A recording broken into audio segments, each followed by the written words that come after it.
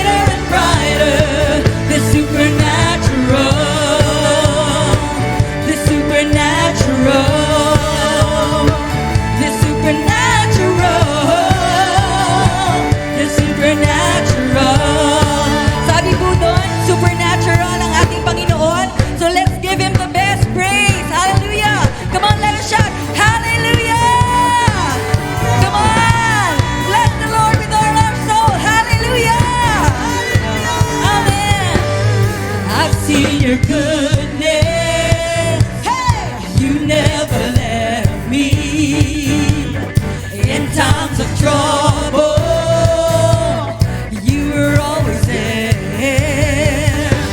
Whenever I am afraid, you always strengthen me. When doubt fills my mind, your comfort gives me peace. Is there anything too hard for you? You make rivers in the desert. Is there anything too hard for you? You split the sea to walk me through it. Victory is coming, I will overcome. Your power will be seen out of the ordinary. You're preparing me, bigger than I think, so greater and brighter. Victory is coming, I will overcome. Your power will be seen out of the ordinary. You're preparing me, bigger than I think, so greater and brighter. The supernatural, the supernatural, the supernatural, the supernatural. God is doing a new thing. Miracle is on the way. God is doing a new thing. Miracle is on the way. Come on, sing with us. God is doing a new thing. Miracle is on the way. God is doing a new thing. Miracle is on the way. Faith is rising, sound of praise. Let's go. And walls come tumbling down in the power of your name. Faith is rising, faith is rising. Shout of praise. Walls come tumbling down in the power of your name. Come on, faith is rising. Faith is rising. Sound of praise. Walls come tumbling down in the power of your name. Faith is rising. Faith is rising. Let's go. Shout of praise. Walls come tumbling down in the power of your name. Sing it out, victory, victory is coming. I will overcome. Your power will be seen out of the ordinary. You're preparing me, bigger than I think, so greater and brighter. Victory is coming. I will overcome. Your power will be seen out of the ordinary. You're preparing me, bigger than I think, so greater and brighter. The supernatural, the supernatural, the supernatural, the supernatural. God is doing a new thing. Miracle is on the way. God is doing a new thing. Healing is on the way. Healing is on the way. God is doing a new thing. Provision is on the way. God is doing a new thing. And breakthrough is on the way.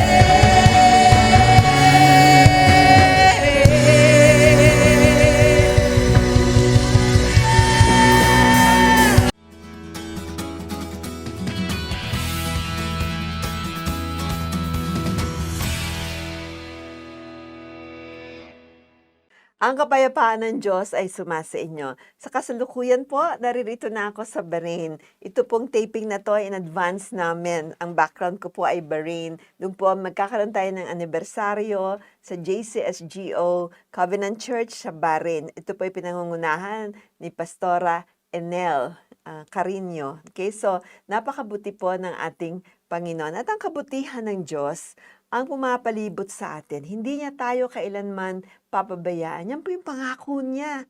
Pangako po ng Panginoon yan. So sa araw na ito, dalawang paksa ang ating pag-uusapan. Una, ang pag-alala natin sa bansang Israel. Medyo malapit-lapit yata ako doon. Sa kanyang dinaranas na giyera sa loob ng 2 linggong mahigit na po ang kanyang giyera na nangyayari sa Israel. So, I'm sure nagpe-pray po lahat ng mga Christians, lalo na sa Middle East. Okay, so mapapasama din po, magle-lay hands din po ako doon. Okay, patuloy po natin siyang panalangin, ang bansang Israel. Nais ko pong makasama po tayo sa gawaing Prayer for Israel sa hapag-kainan. Amen. So kung meron tayong poster, mamaya ipapakita po natin ang poster na yan. Total, nagpe-pray naman po tayo sa ating pagkain, no? Tuwing kakain tayo. So wag nating kalimutang mag-pray for Israel, ang bayan ng Diyos. Ayan po, prayer for Israel sa hapagkain. Yan po yung kinakampanya natin. Nagsimula yan nung Sunday. So sana po ang bawat pamilya ay magkaroon ng panahon para tayo ay makapanalangin para sa Israel, ang bayan ng Diyos. Amen. Huwag po natin kalimutan yan. Prayer for Israel sa hapagkainan. At ito po yung ang Panginoon po may magandang plano para sa bayan niya. May maganda ring plano para sa atin. Ang pangalawang tatalakayin natin ay ang tungkol sa mga nauna na o namatay nating mga mahal sa buhay, kaibigan at mga kakilala. Lalo na ngayong panahon ng undas o araw ng mga patay. Tama po ba? So, yung mga tao, pinaghahandaan po yan. Pero kailangan malaman natin, ano ba talaga ang nangyari na sa kanila? No, sumakabilang buhay na ang mga taong yan, mga mahal natin sa buhay. Naranasan niyo na po bang mamatayan? Ang lungkot po at masakit sa loob. Kaya tinitingnan natin kung anong nilalahad ng salita ng Diyos, lalong-lalo na no, dito sa kamatayan. Kung ano ang sinasabi ng Biblia no, sa kamatayan. Kung ang namatay ay isang Kristiyano, tumanggap sa Panginoon Hesukristo, follower of Jesus Christ, no? Mamaya po i-discuss ano kayang nangyari dun sa mga followers of Jesus Christ. Ang unang bahagi ay ang panalangin natin para sa bansang Israel at sa mga mamamayan doon, kasama ang mga Palestino at mga Pilipino na naroroon. Sa Genesis chapter 12 verse 3, ay inulat po ng Panginoon, Genesis pa lang yan, I will bless those who bless you, and I will curse him who curses you, and in you all the families of the earth shall be blessed. So, 12:3 sa Tagalog, at sa iyo'y magpapala ay aking pagpapalain. Yung magpapala daw kay Israel ay pagpapalain ng Diyos. At ang sa iyo'y sumumpa ay aking susumpain. Sa pamamagitan mo, lahat ng mga bansa sa daigdig ay aking pagpapalain. Praise God, Genesis chapter 12 verse 3. So, unang papanalangin po natin sa bansang Israel ay ang kanyang kapayapaan and protection.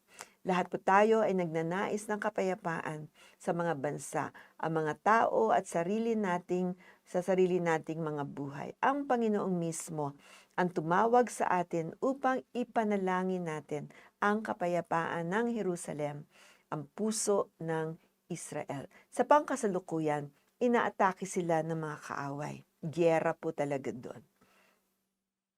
So, kailangan po ipag-pray natin ngayon yung kapayapaan within Israel, sa kanyang bayan, at yung relationship niya sa mga world nations, mga regional and world nations. Lord, marami pong salamat, Panginoon. Bigyan mo po ng favor ang Israel. Bigyan mo siya ng protection, Panginoon, discernment, makita niya, bigyan mo siya ng wisdom, ano yung mga susunod na mga moves nila. Ang wisdom, Panginoon, hinihingi namin para sa kanyang mga leaders, Panginoon, sa army nila, sa prime minister nila, at sa lahat ng mga naglilingkod sa gobyerno. Protektahan niyo po sila, Lord. Bigyan niyo po sila ng security, Lord.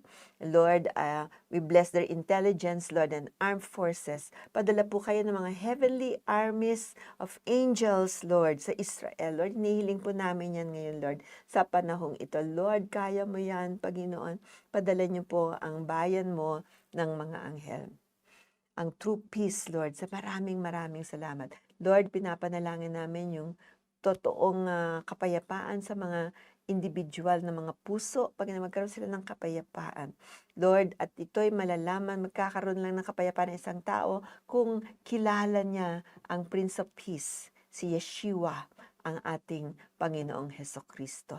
Lord, we pray, Panginoon, makilala nila si Yeshua, Lord. Jesus. Jesus in Hebrew is Yeshua. Salamat po, Panginoong kapayapaan. We say kapayapaan, kapayapaan, kapayapaan sa Israel. Thank you, Lord. Hallelujah. Salamat po, Panginoon. Dininig mo ang aming panalangin para sa Israel. We bless your name, O God. Thank you, Lord. In Jesus' name. Amen. Sa pangalawang bahagi ng ating usapan, ay tatalakayin naman natin ngayon ang tungkol naman sa kamatayan. Walang nakaliligtas dito, maliban mapasama tayo sa rapture na pinag-usapan po natin yan nung last Sunday. Yung rapture ay yung pagdagit sa atin ng Diyos. Habang buhay pa tayo, dadagitin tayo ng Lord. Nung linggo, ito pa in-illustrate natin. Pinreach po natin yan. Tignan nyo na lang po sa jcsgo.org platform, sa FB, sa Facebook, o kaya sa YouTube. Okay? So, ang tanong dito, ready ka na ba sa rapture? No? Kung ikaw ay Kristiyano, dapat pa parati tayong ready. Ang rapture ay magaganap. Mangyayari po yan para sa mga Kristiyano. No? Yan po yung ating hinihintay-hintay na panahon, no?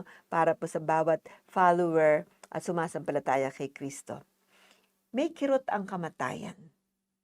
Kasi pag rapture ka, hindi ka na mamamatay. Pero totoo, may kirot ang kamatayan. Ito man ay literal na pagkamatay ng mahal natin sa buhay o pagkawala ng bagay na mahalaga sa atin at ito nga ay nangyayari sa katapusan. Amen? So, minsan po nawawala na yung dream natin, nasisira yung mga relationships natin. Nasakit din po nun, parang namamatay yung mga relationships, di ba? Masakit po, pero kailangan marunong tayo mag-handle ng mga bagay na ito. Kaya nga po, napakahapdi at napakasakit na mawala ng taong napakamalapit sa atin, sa iyo, iba sa akin. Hindi na siya babalik. Alam natin hindi na siya babalik dito sa lupa.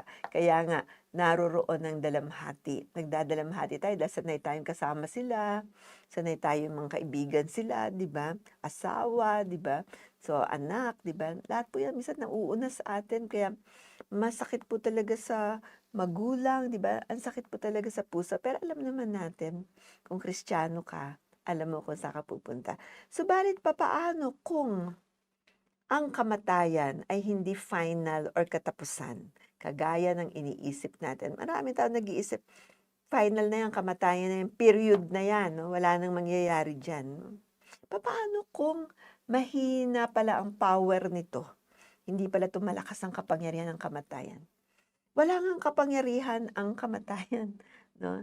Nung pagdating ni Kristo, nawalan siya ng kapangyarihan. Habang binabasa ko ang Biblia at sa aking pagsunod sa Panginoong Kristo, may mga katotohanan akong na-discover. Yung iniisip nating pagkawala ay isang ganansya pala. Pag namamatay ang isang Kristiyano, nawawala siya sa lupa. Pero para sa kanya, ganansya yon dahil makakarating na siya sa tunay niyang tahanan. Hindi na siya mangungupa dito, hindi na siya mag-iisip kung ano pa nang babayaran niya dito sa lupa. Pupunta na siya sa tunay niyang tahanan. May ganansya, may gain, di ba? To live, to die is gain, and to live is for the Lord. Amen. Buhay siya sa Panginoon. Yung mga iniisip natin, katapusan, ay umpisa lamang pala. Akala mo nung namatay dito yung tao, tapos na.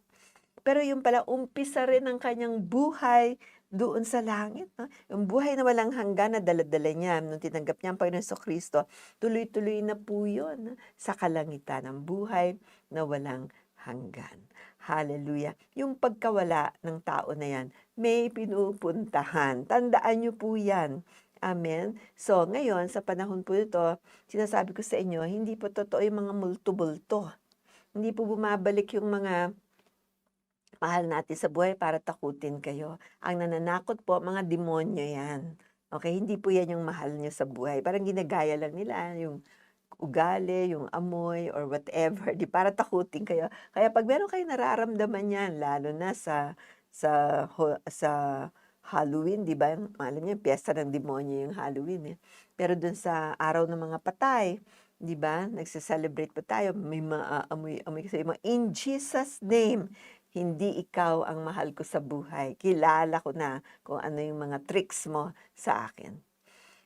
Kung kahinaan natin kung ang kahinaan natin ay nagiging kalakasan, yung minsan sadyang masama ang nangyari ay maaari pang baliktarin para sa ikabubuti. Okay? What the devil meant for evil can turn around for good. Namatay siya pero mas maganda ang kanyang pinuntahan dahil kay Kristo Jesus. Papaano at bakit? Dahil ganun makapangyarihan at mabuti ang Diyos natin. Meron siyang paraan na baguhin o ikutin ang pinaka hindi magandang bagay sa pinakamainam sa buhay mo. Pwede niyang palitan yan. Ikutin niya yan. Yung pinaka dalamhati mo, iikutin niya para magkaroon ka ng kagalakan na alam mo, ang mahal mo sa buhay ay safe na sa kamay ng ating Panginoon. Ito po ay napakaliwanag na pangako niya sa atin. Ang kalangitan o heaven, pagdating sa kaluluwa, ang pag-asa natin sa kabilang buhay ay naroroon sa gospel. Kaya ang gospel po ay pinapalaganap kasi nandun ang pag-asa ng tao. Dahil sa ginawa ni Kristo sa krus ng Kalbaryo, tayo nagkaroon ng kaligtasan at dahil dyan, meron na tayo ngayong visa, meron na tayong karapatang magpunta sa langit kasama ng ating Panginoon. Ang gospel message o ang mabuting balita. Di ba napakabuting balita po nun? Kasi mga tao takot mamatay. Di ba iba nga takot sumakay sa aeroplano, takot sumakay sa jeep, takot, naku, daming takot. Kasi baka mamatay. Mamamatay ka pag time mo na. Tama po ba? So yung mabuting balita, ito po yung naghahatid sa atin ng kapayapaan sa ating mga puso. Ang kamatayan nga ay nangyayari sa katawan. Katawan lang po yung namamatay. Subalit, may pangako, ang kamatayan ay talo na. No? Tinalo na yan ng Panginoon Kristo dahil sa ginawa niya sa krus ng Kalbaryo. Namamatay yung katawan, pero yung espiritu natin, buhay na buhay po yan. Yan ang sasama sa ating Panginoon. Ginawa niya sa krus ng Kalbaryo, pinagbayaran niya ang kamatayan. At dahil dyan, meron na tayong buhay na walang hanggan. Kaya sinabi sa Biblia, "Death, where is your sting?" Nasaan ang lason mo?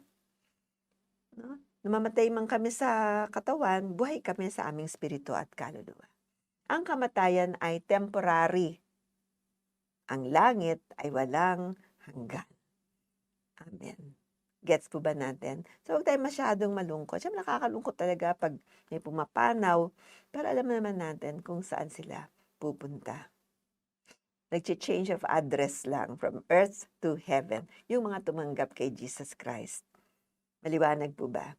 Ito po ang haligi ng ating pananampalatayang Kristiyano. Kristiyano ka dahil naniniwala ka na merong resurrection. Dahil ang Panginoong Jesucristo na buhay na muli. Tayo rin. No? Kung mamamatay ang katawan, meron din tayong pagkabuhay na walang hanggan. Naisulat po sa Biblia ang katotohanan ito. Hindi ang kamatayan o nicho ang may huling salita. Kahit pinasok na yan sa nicho, wala yun ang huling salita. Sa Diyos ang huling salita. At siyang umiibig sa atin. So, sa araw na yan ng kamatayan ay nilamon ng kalangitan. Amen.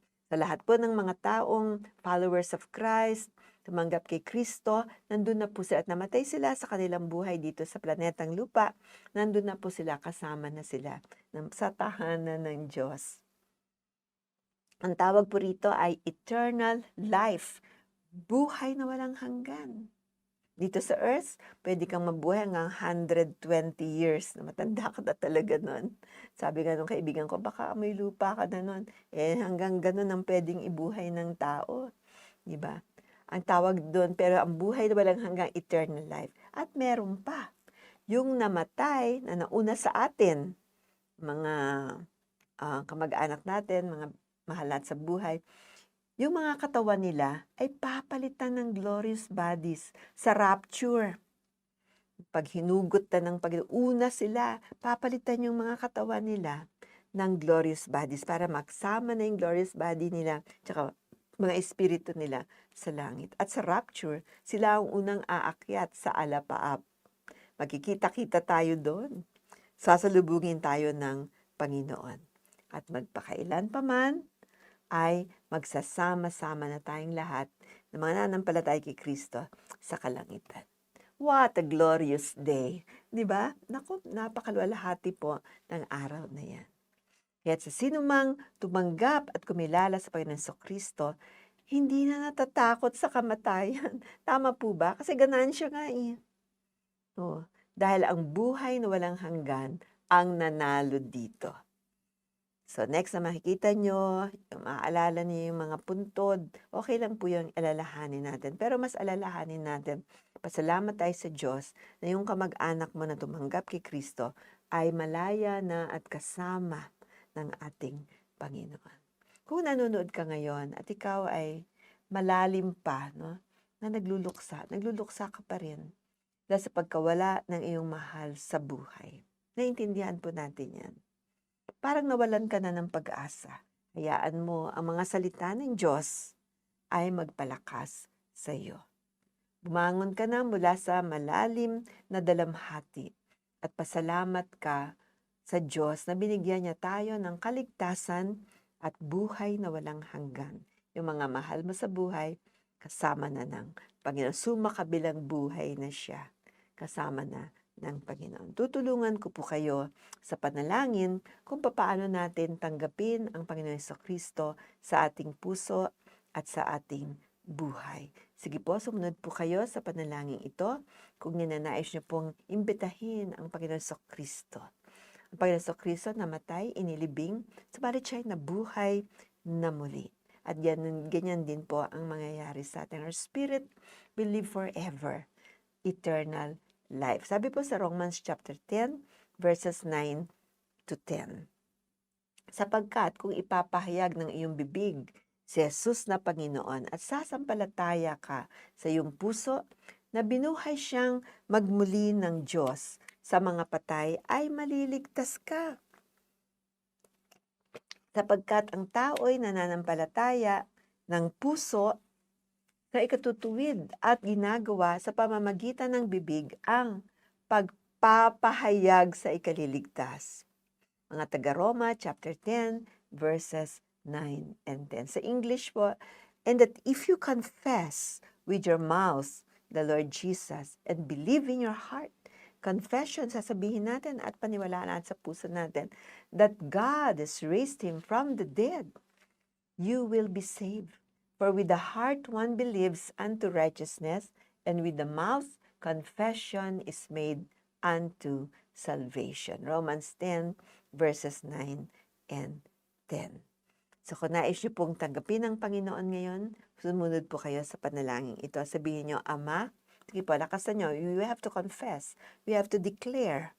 Hindi natin yan pwedeng iisipin lang, di ba? Sasabihin mo, yan po ang suggestion na sinasabi ni Pablo sa kasulatan, inspired by the Holy Spirit, para tayo maliligtas.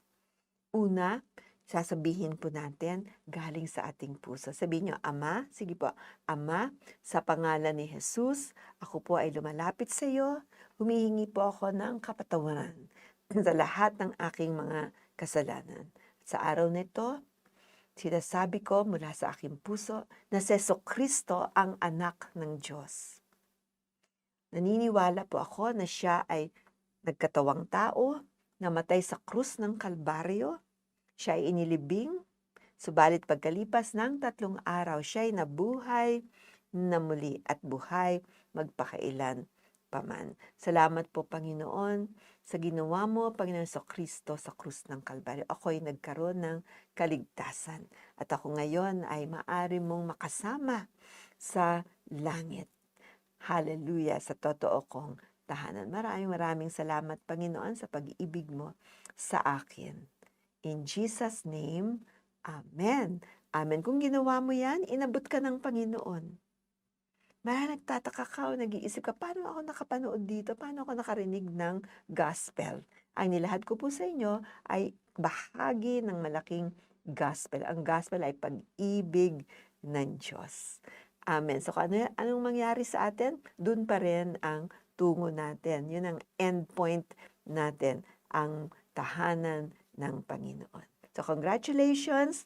Kung nais mo ng free Bible, papadalan ka namin ng Bible para mabasa mo yung tungkol sa nangyari sa'yo.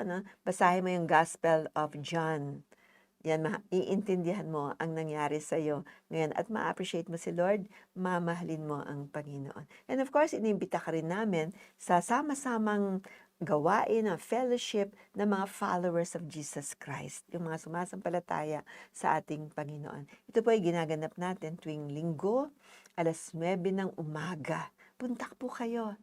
Napakaganda pong nandun tayo sa presensya ng Panginoon, tapos makakarinig tayo ng preaching of the Word, uncompromised Word of God, and the presence of the Holy Spirit. Talaga naman po, ibang-iba. At ito po ang paggalaw ng Espiritu sa mga tao, sa mga pangkasalukuyan. Ngayon, sa dami na nahihirapan, sa dami ng nade-depress, ang dami ng oppress, ang Panginoon po ay may sagot dyan. Siya po yun.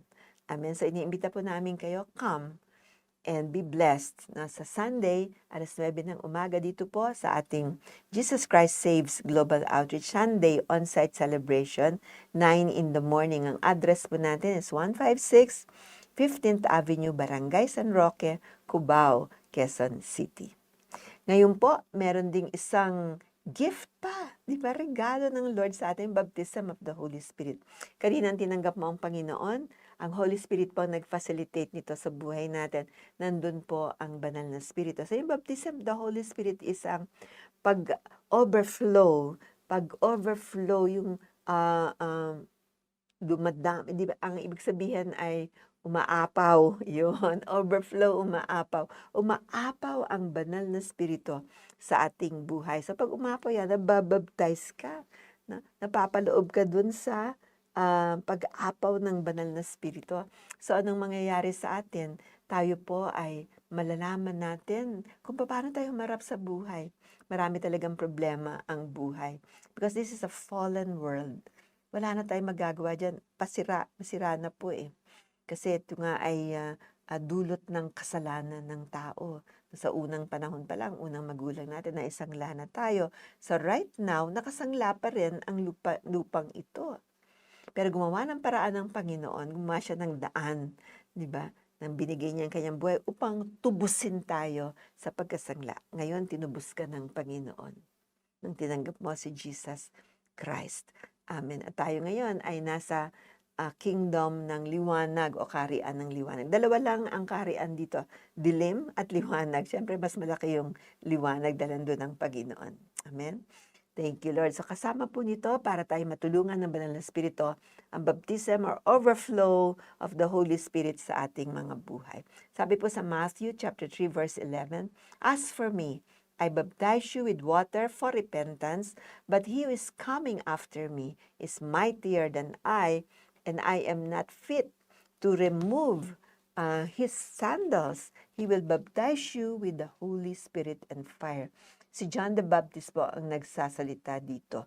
Binabautismohan ko kayo sa tubig bilang tanda ng inyong pagsisisi. Ngunit may darating na kasunod ko. Yan po ang Panginoon sa Kristo, na mas makapangyarihan siya kaysa sa akin. Hindi ako karapat-dapat na maging alipin niya. Babautismohan niya kayo sa banal na Espiritu at sa apoy. Praise God! Hallelujah! So ngayon po tayo ay hihingi sa Panginoon ng overflow ng the baptism of the Holy Spirit. Wala pong makakahadlang dito kahit tayo ay narito sa internet o sa cyberspace. Ang kapangyarihan ng banal na Espiritu ay lulusot, di ba? Siya po ay kikilos, gagawa, pangahawakan niya lahat ng mga pusong naghihintay or nagnanais na baptize in the Holy Spirit. So, ang una niyong dapat magkaroon sa puso ninyo, naisin ninyo. Marahil matagal ka ng Kristiyano, pero wala kang kapangyarihan ng banal na Espiritu. Now is your day. Hingiin mo yan sa Lord. Pag nabaptize kayo in the Holy Spirit, bibigyan rin niya kayo ng prayer language. Ito po yung tongues. Kasi nagpipray tayo, tama po ba? Pero 'pag nag-pray na yung banal na Espiritu through us, 'no, sasalitain po natin yung mga bibigay niyang mga prayer sa atin, syllables, la, la, la, da, bibilisan niyo po yan, made-develop niyo po ang prayer in the Spirit. Amen. So ito po ay, 'pag tayo po ay may mga problema or mga dala-dalang mga mabibigat na kaisipan, 'di ba, yung nagwo-worry ka, then mag-pray ka in the Spirit. Kung sa feeling mo ay medyo delikado yung sitwasyon, pray in the Spirit agad.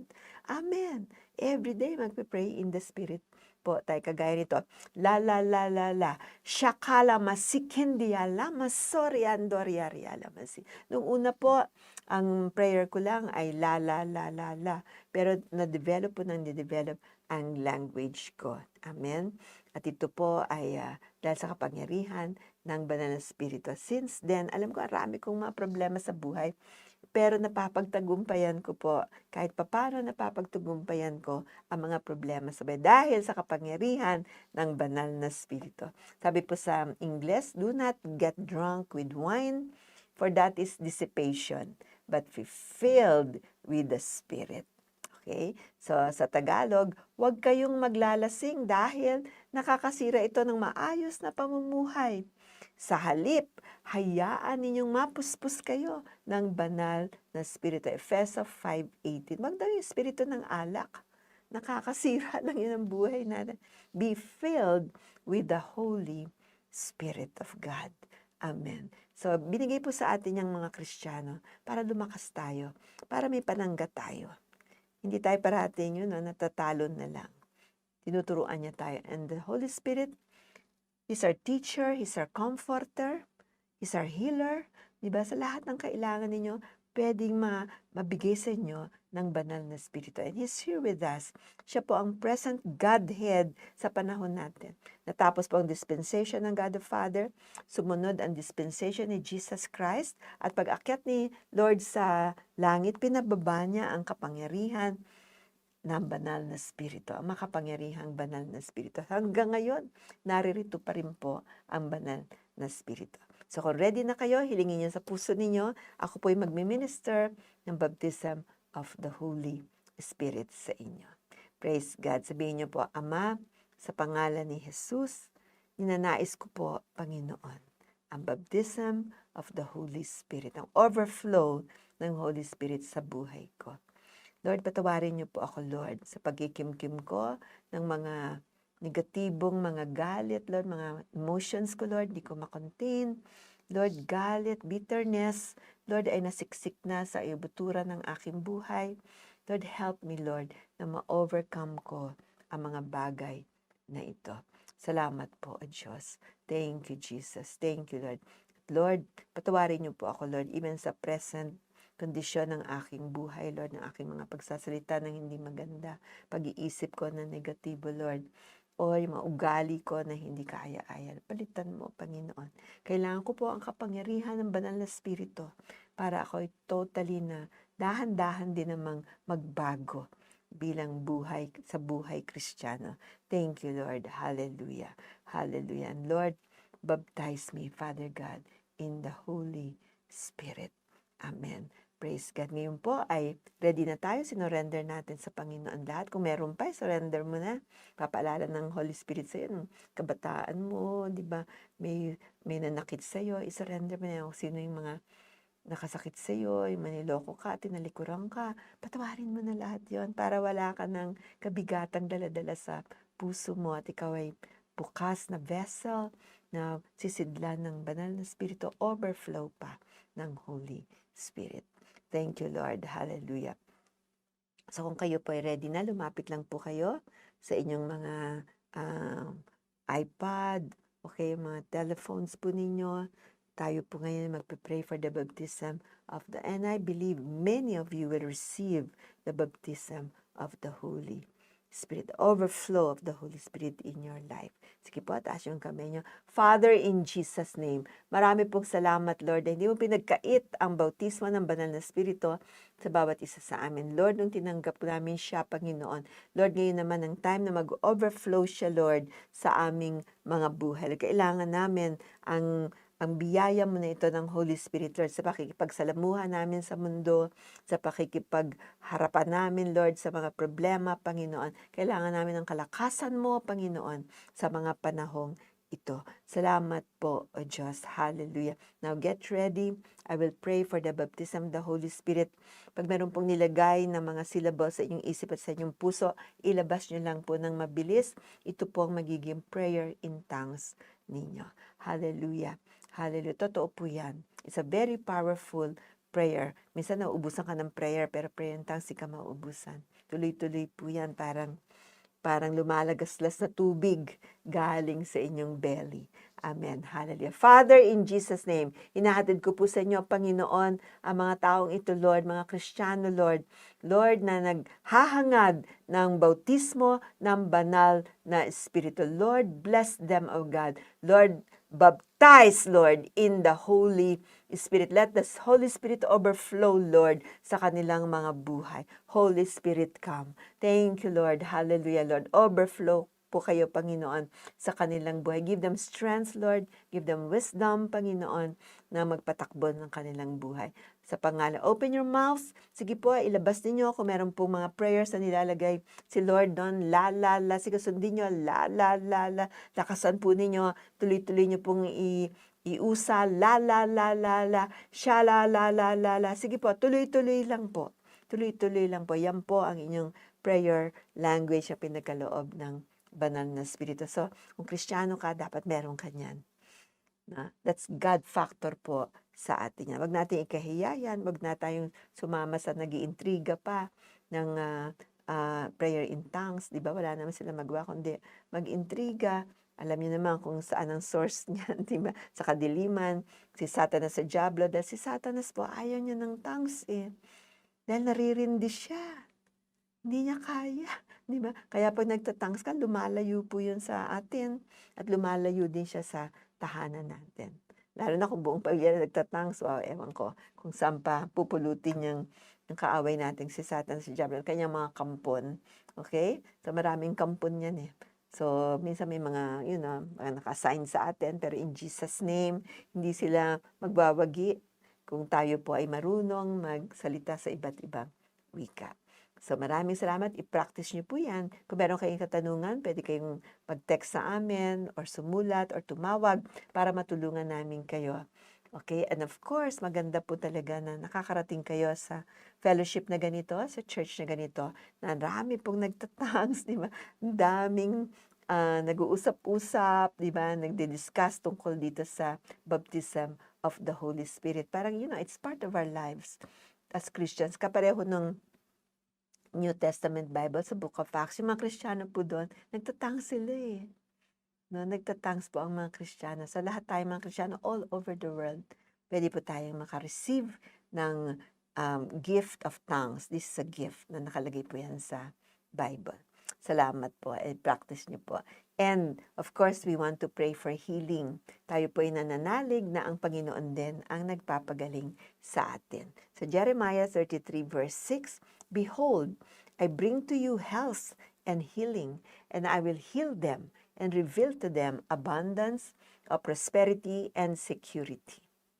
Ngunit, pagagalingin ko silang muli, hahanguin ko sa kahirapan ang Huda at Israel, at bibigyan sila ng kapayapaan at kasaganaan. Lord, tunay nga, Lord, heal Israel. Jeremiah 33 verse 6. So kasama po sa healing natin yan, di ba? Ang Israel, i-heal din po ng Panginoon. Ang Pilipinas din, ang healing ng Pilipinas. Sa kanyang pagkamatay sa krus, pinasan niya ang bigat ng ating mga kasalanan upang tayo'y mamatay na sa kasalanan at mamuhay ngayon sa kalooban ng Diyos. Kayo'y pinagaling na sa pamamagitan ng kanyang mga sugat. Narinig niyo yun? Tayo'y pinagaling na. Ikaw mismo, pinagaling ka na sa pamamagitan ng mga sugat na natumunya sa krus ng Kalbaryo. Unang Pedro chapter 2 verse 24. He himself bore our sins in his body on the tree, that we might die to sin and live to righteousness. By his wounds you have been healed. Amen. Napakabuti po ng ating Panginoon. Sa tanggapin po natin yung healing na yan. Binigay na sa atin ng Panginoon yan. Doon pa lang sa krus na. Pwede na tayong angkinin ang healing yan. Kung hindi mo pa tayo mamatay, di ba lahat naman kasi may ending. Kung hindi mo pa tayo, hindi, mabubuhay ka pa. Kahit anong sakit mo, mabuhay ko, hindi mo pa time. Pero may time na, may expiration date na. Then go ka na. Masaya naman doon sa pupuntahan mo. Tama po ba? Praise God. So, ayan po. So, sana po ay nakuha natin yan. I-practice po natin yan. Kung sakit ang ulo mo, mag-lay hands ka. Diba? At ikaw ay gagaling. Amen. Thank you, Lord. Hallelujah. So, since ngayon po ay tape broadcast po natin to, hindi kami makakakuha ng mga prayer. So, general prayer na lang po ang gagawin natin. Lord, in Jesus' name, maraming salamat, Lord, sa mga taong nangangailangan ng kagalingan ngayon. Touch them, Lord. Touch them, Lord. A special touch of healing, Lord, para sa kanila. May sakit sa puso, masakit ang mata, likod, mga kanang paa, Panginoon, in the name of Jesus, may mga rayuma, in the name of Jesus, Lord, yung mataas ang blood pressure, we speak peace to you. Sa pangalan, yung may cancer ngayon, pinupuksan namin ang mga ugat ng cancer na yan, in the name of Jesus. May tumutunog sa tenga, sa pangalan ni Jesus, be free, gumaling ka, in Jesus' name. Yung nanlalabo ang mata, speak to your eyes, in Jesus' name. Bless you. Lord, salamat, Lord, sa kagalingan ng kanilang mga mata. Yung nahihirapang magtikom ng kanilang mga kamay, masakit na yung mga buto. In Jesus' name, Lord, we speak healing, Lord, sa kanilang mga kasukasuan. Lord, sa pangalan ni Jesus, sa pangalan. May mga napapagod, Panginoon, give them strength, O God. Lord, give them refreshing, O God, Lord, sa kanilang mga katawan. Salamat po. Tinatanggap po namin yan, Panginoon. Hallelujah. Minsan po, instant ang healing natin. Minsan naman po, it takes time. Di ba? Mamayang gabi, pag ano nyo, naku, wala na. Yung hinahanap-hanap niyo sakit, wala na. Yung leeg nyo na hindi nyo malagay sa kanan at sa kaliwa. Yeah?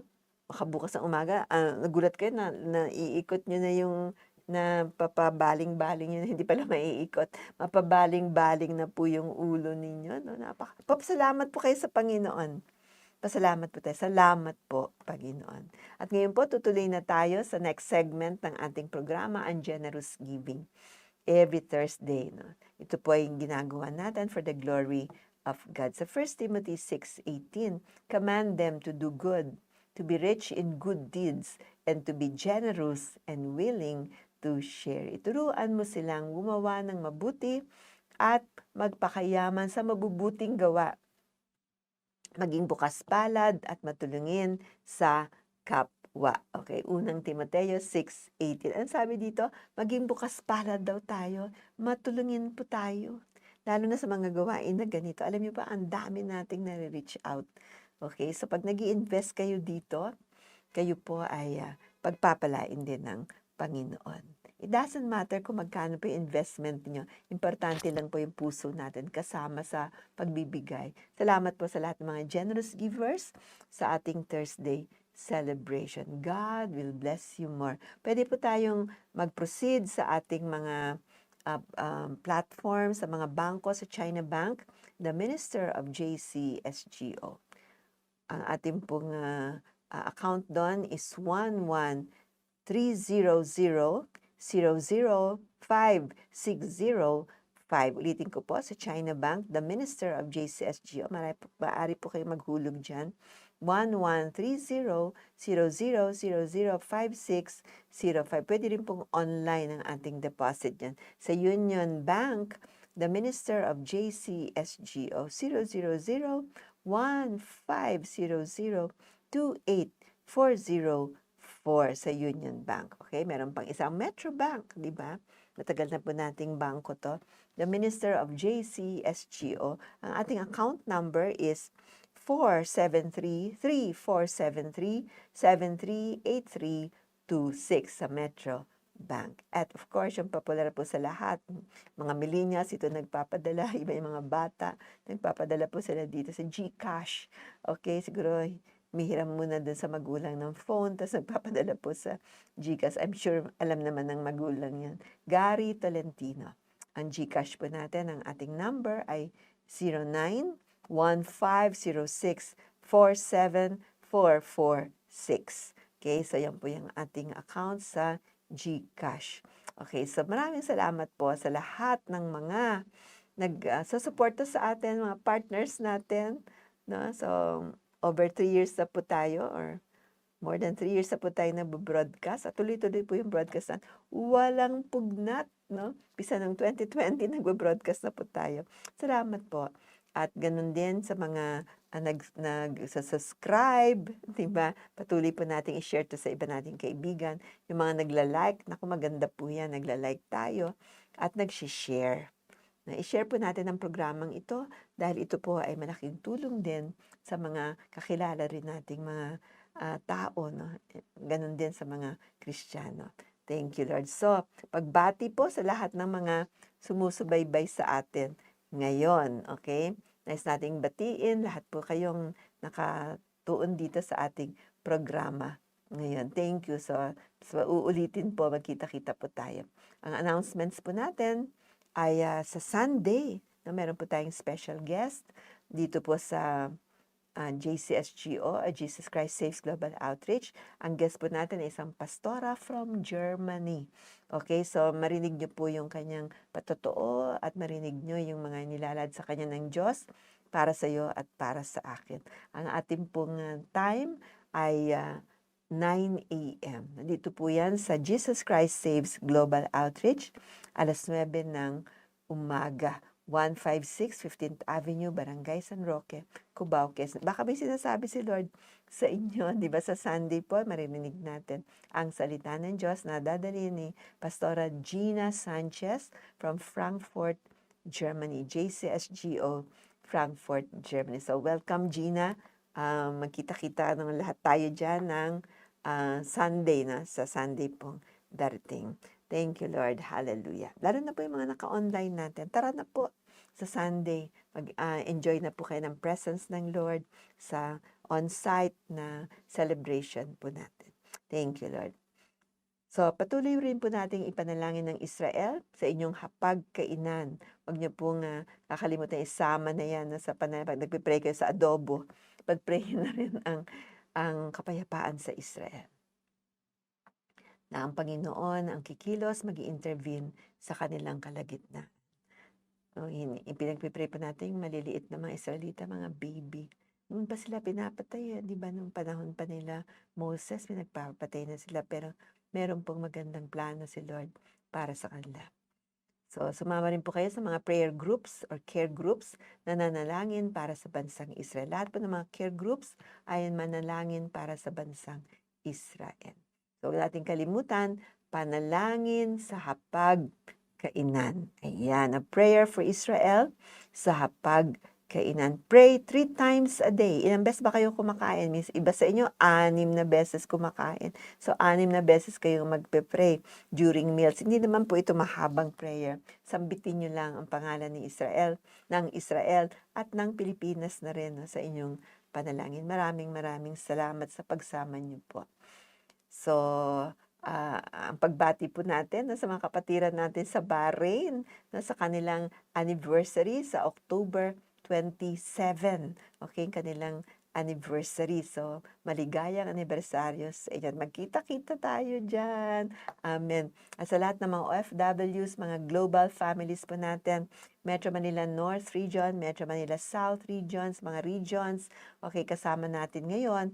At of course, lahat ng mga tapat na mga taga Central Church, mahal na mahal po namin kayong lahat.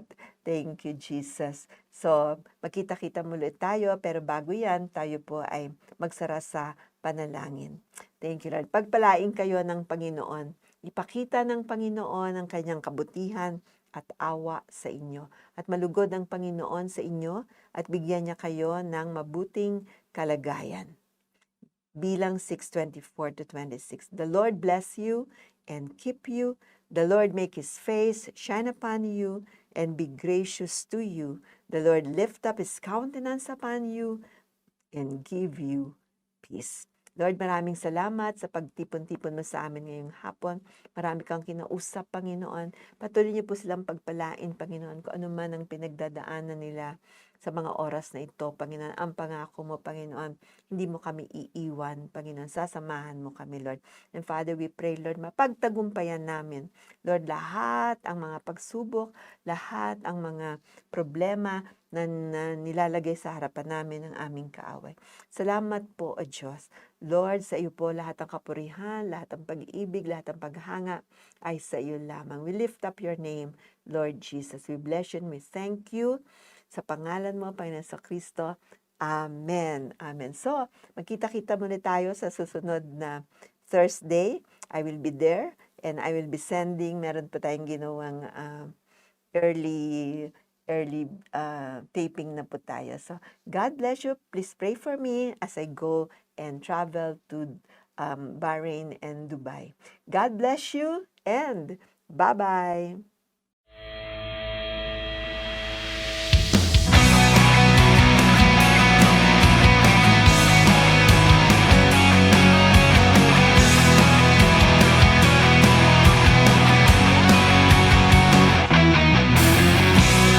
Magsaya tayo ngayon, pagkabuhay ang ating Panginoon. O magsaya sa piling niya'y sabay-sabay tumalon. Hindi papipigil sa pagsamba, galak sa aking puso'y nadarama. Kaya't halika na't sumama na, sumamba sa presensya niya.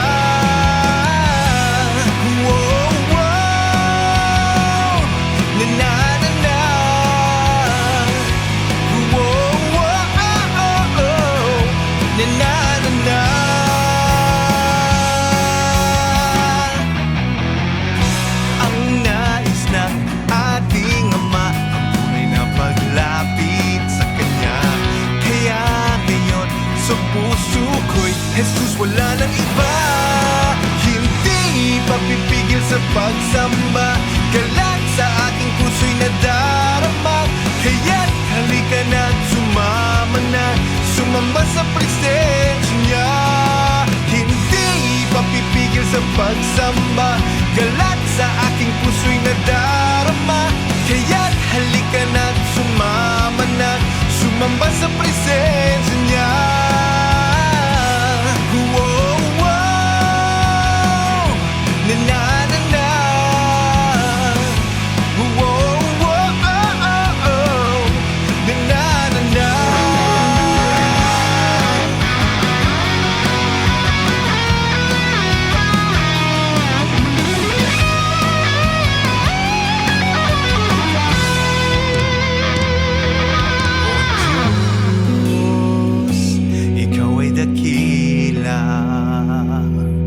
Tagumpay, pagpapala ay sa'yo lang matatamasa. Salamat, O Diyos, ikaw ay dakila. Ang tagumpay at pagpapala ay sa'yo lang matatamasa. O Diyos, ikaw ay dakila. Ang tagumpay at pagpapala ay sa'yo lang matatamasa. Salamat, O Diyos, ikaw ay dakila. Ang tagumpay at pagpapala ay sa'yo lang matatamasa. Hindi papipigil sa pagsamba, galak sa aking puso'y nadarama. Kaya't halika na't sumama na, sumamba sa presensya niya. Hindi papipigil sa pagsamba,